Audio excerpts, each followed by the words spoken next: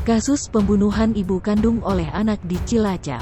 TKP di Jalan Kelinci Timur, Kelurahan Mertasinga, Kecamatan Cilacap Utara, Kabupaten Cilacap, Rabu tanggal 8 September tahun 2021 sekira pukul 10 waktu Indonesia Barat. Korban bernama Wasito, 43. Adapun pelaku anak sendiri Randi Saputra, 23.